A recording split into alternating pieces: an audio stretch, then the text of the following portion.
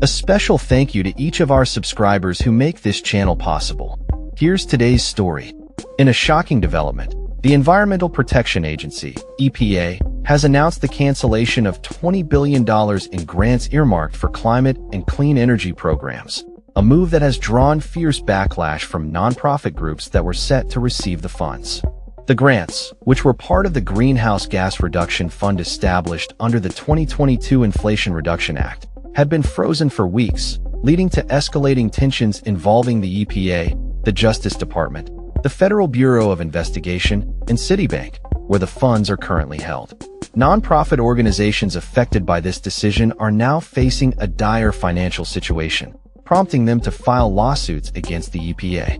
EPA Administrator Lee Zeldin has defended the cancellation, claiming that the grants were part of a scheme and citing a controversial hidden camera video released by Project Veritas, a conservative group known for its undercover recordings.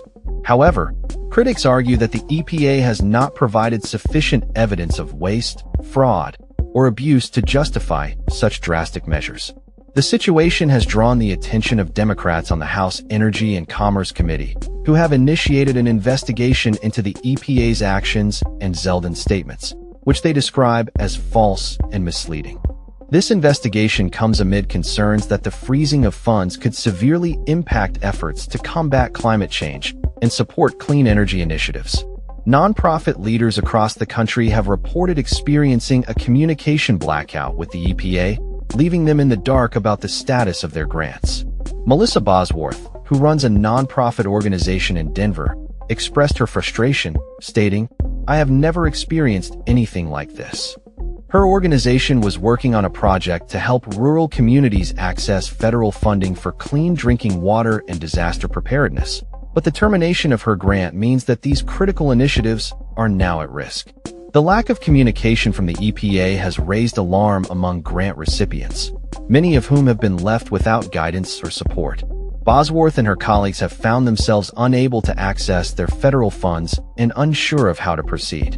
"We did not know what was real, if we could spend money, or how to ask questions," she lamented.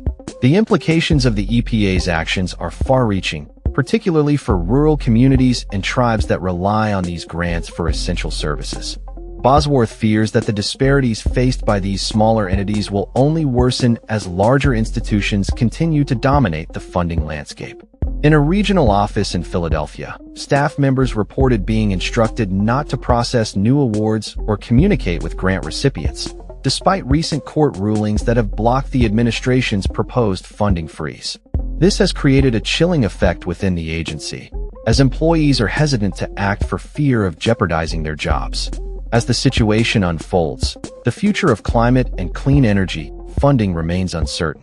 Nonprofits are left grappling with the consequences of the EPA's decision, and the ongoing legal battles may further complicate efforts to secure vital resources for combating climate change. With the stakes higher than ever, the actions of the EPA and the outcome of the investigations will be closely monitored by advocates, lawmakers, and the public alike. That's all for this story. We upload videos every day covering many different subjects, so hit that subscribe button to stay informed. Thanks for watching.